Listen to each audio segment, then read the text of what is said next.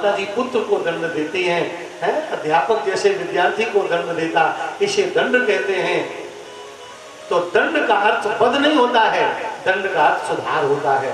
दंडा लोकोपकारार्थः, लोक का उपकार करने के लिए दंड का विधान है। सुधार के लिए जो कड़ा व्यवहार किया जाए उसको दंड कहते हैं।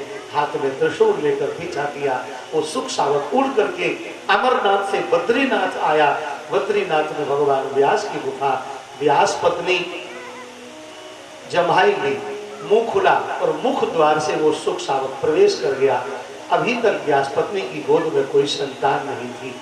देखो, बात छोटी है, मोटी है, खोटी है, पर बहुत चोटी की।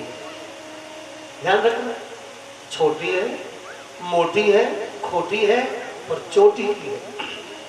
कितनी बातें क्यों कही?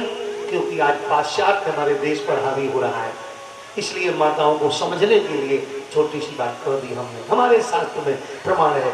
अनुसुईया जी इतनी बड़ी पतिव्रता थी, तीनों लोगों में उनका नाम था, पर संतान के बगैर दुखी रहती थी।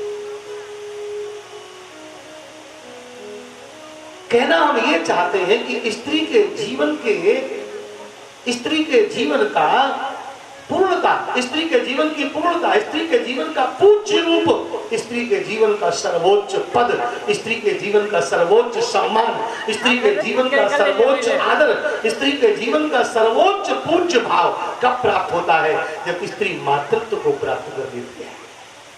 स्त्री के जीवन की यात्रा पूर्ण कहाँ है? स्त्री के जीवन की यात्रा का अंतिम रेखा कहाँ है? मातृत्व की प्राप्ति पर। व्यास भगवान की पत्नी है, व्यास भगवान की पत्नी है, जिनके पति ने 18 पुराण लिखकर दुनिया में इतिहास रचा, पर उनकी गोद में बेटा नहीं है, तो उनकी भी आंखों में आंसू रहता है और उनको लगता है कि अभी मेरे जीवन में अधूरापन है। आजकल के आधुनिक वातावरण में जो दुर्भाग्यपूर्ण परिवर्तन हुआ है, उसमें कोई क्या सोचे करे, उससे कोई लेना देना नहीं। पर पौराणिक परंपरा क्या है, पौराणिक पवित्रता क्या है, हमारी वैदिक संस्कृति क्या है, हमारी पौराणिक सभ्यता क्या है, हमारी नीति और रीति क्या है, हमारे समाज का स्वरूप क्या है, वो पुराणों से गान किया जाता है, उसको सुना समझा जाता है।